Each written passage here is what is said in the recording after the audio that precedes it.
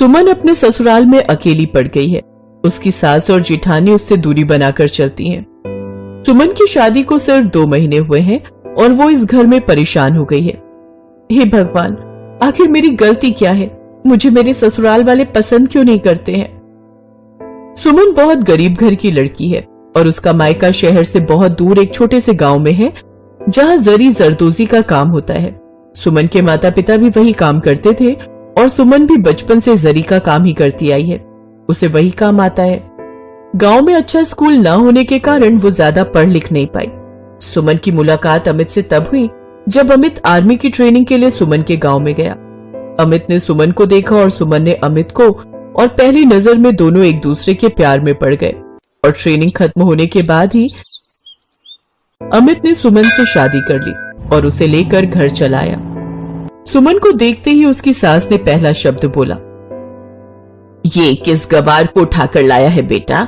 तुझे शादी करने का इतना ही मन था तो मुझे बता देता, मैं तेरे लिए अच्छी लड़की ढूंढ कर लाती। सुमन अच्छी लड़की है माँ। अमित की भाभी ने कहा, क्या खाक अच्छी है? काली है, साड़ी सस्ती और पुरानी है, देखकर ही लग रहा है कि गवार है। हमारे घर में सभी पढ़े लिखे हैं, लोग क्या कहेंगे? इसने तेरे ऊपर क्या जादू टोना कर दिया है बेटा?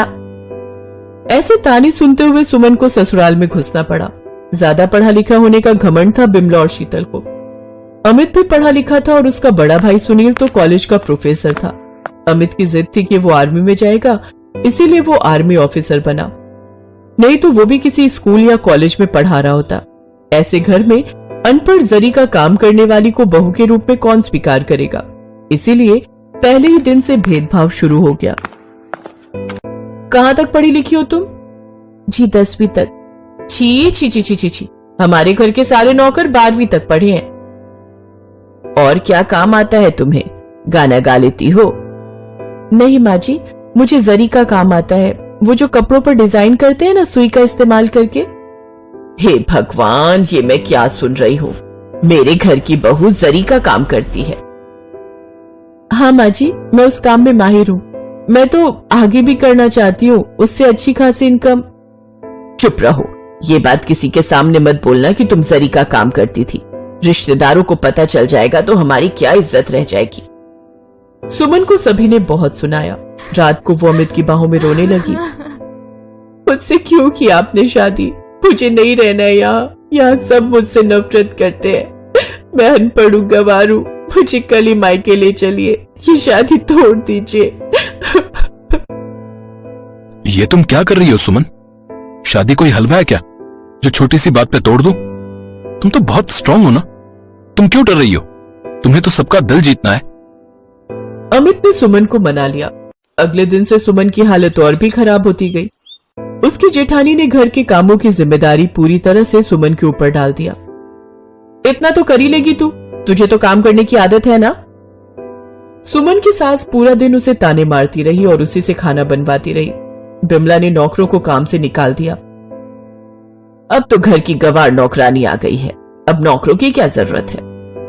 सुमन सब कुछ चुपचाप करने लगी। बस शाम को जब अमित घर लौटता था तब सुमन सब कुछ भूल जाती थी। उसकी सारी मेहनत जैसे रंग लाती थी।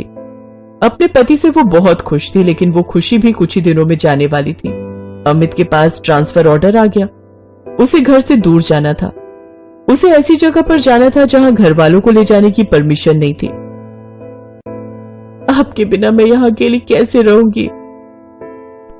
सुमन, मुझे अकेले ही जाना होगा, लेकिन ज्यादा नहीं, बस 3 महीनों के लिए। लेकिन इन 3 महीनों में मैं घर नहीं आ पाऊंगा। देखना, 3 महीने देखते ही देखते बीत जाएंगे। मैं झट से जाऊंगा और फट से वापस आ जाऊंगा। लेकिन ये 3 महीने सुमन के लिए 30 साल के बराबर था। अमित चला गया और सुमन पीछे रह गई। अगले दिन से उसे और ज्यादा ताने सुनने को मिले, खासकर उसके रहन सहन और पहनावे को लेकर। ये कैसी साड़ी पहनती हो तुम? तुम्हें बिल्कुल भी क्लास नहीं है। क्लास होगा भी कैसे, गंवार जो है। क्लास होने के लिए पढ़ाई लिखाई जरूरी है। इसे तो ये भी पता नहीं होगा कि हमारा शिक्षा मंत्री कौन है।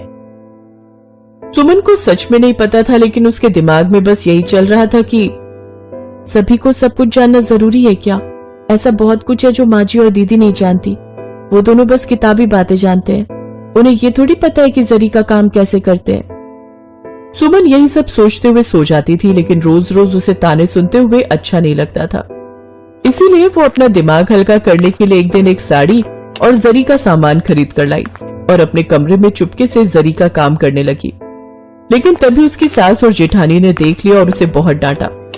तुम्हें शर्म नहीं आ रही है ये सब इस घर में करते हुए? इस घर को तुम बस्ती बनाकर मानोगी क्या?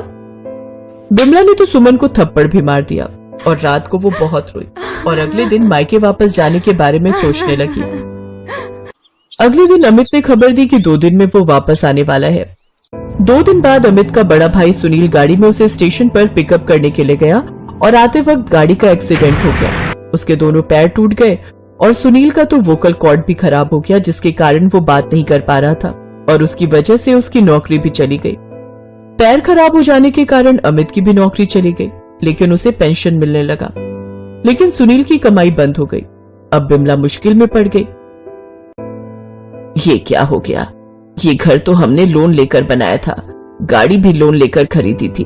हम सब पर तो बहुत सारा लोन चल रहा है, हम ये पैसे चुकाएंगे कैसे? माँ जी, मैंने तो कभी कोई काम नहीं किया है, सिर्फ किताबें पढ़ी है, मुझे कौन काम देगा? और इस उम्र में मुझे भी कौन काम देने के लिए बैठा है? और तभी सुमन सामने आई। माँ जी, दीदी, आप दोनों चिंता मत कीजिए, मुझे पता है पैसे कैसे कमाते हैं। मुझे जरी का काम आता है ना। 26 जनवरी आने वाला है, मेरे पास एक आइडिया है। सुमन ने जरी का काम शुरू कर दिया और वो तिरंगा साड़ी बनाने लगी। बिमला और शीतल ने भी अब जरी का काम सीख लिया और 26 जनवरी के पहले सुमन के तिरंगे साड़ी बहुत बिकी। उसने इतना पैसा कमाया कि सारा लोन चुक गया। अमित और सुनील नौकरी पर रहकर भी इतना पैसा नहीं कमा पाए थे और उसके बाद सुमन से सभी प्यार करने लगे और सुमन खुशी खुशी रहने लगी।